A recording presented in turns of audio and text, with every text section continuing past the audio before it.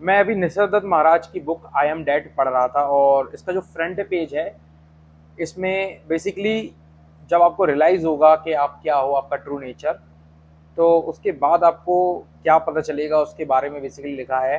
तो छोटी सी लाइन है, मैं आपको पढ़ के सुनाता हूँ, पहले इंग्लिश में, साथ में मैं हिंदी में इसको एक्सप्लेन करूँगा।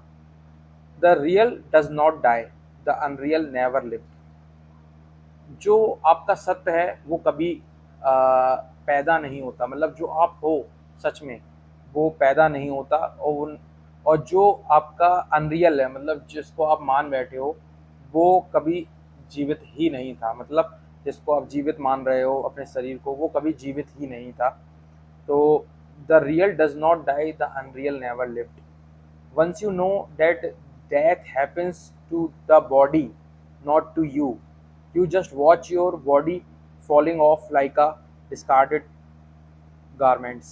Basically, जब आपको ये पता चलेगा कि डेथ आपकी बॉडी को होती है, आपका जो शरीर है वो मरता है, ना कि आप, तो आप अपने शरीर को मरता हुआ देखोगे या गिरता हुआ देखोगे, जैसे कि पुराने खराब कपड़े आप बदलते हो। जैसे कि गीता में कहा गया है कि शरीर वस्त्रों की तरह है, जैसे वस्त्र त्यागते हैं हम पुराना होने पर, ऐसे ही अपने शरीर को आप गिरता हुआ देखोगे।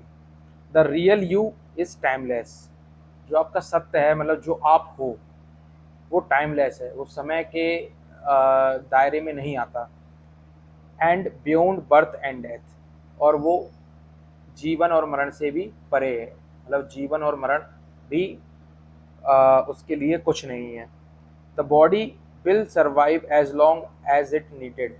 जो आपका शरीर है वो रहेगा जीवित जब तक उसकी ज़रूरत है।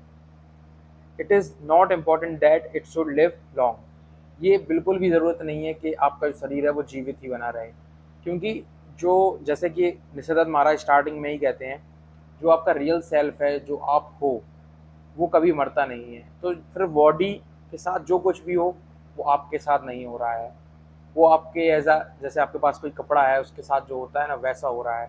अगर आप उस बॉडी से अटैच रहोगे, जैसे कि उस कपड़े से अटैच रहोगे, तो ही आपको दुख, पीड़ा और पेन फील होगा। तो जो रियल सत्य की बात कर रहे हैं, इसके बारे में अगर आप और जानना चाहते हो, जैसे जितनी भी मेरी एक्सपीरियंस है उसके अकॉर्डिंग, तो मैं और वीडियोस बनाऊंगा। बिकॉज जब आप सत्य एक बार समझते हो और उस राह पे होते हो, तो आप चाहते हो ज़्यादा से ज़्यादा लोग उसको समझें। तो जितनी भी मेरी समझ है उसके अकॉर्डिंग मैं और भी शॉर्ट्स लाऊंगा। आप लाइक करना, नीचे कमेंट करना, तो मैं ज़रूर लाऊंगा। Thank you.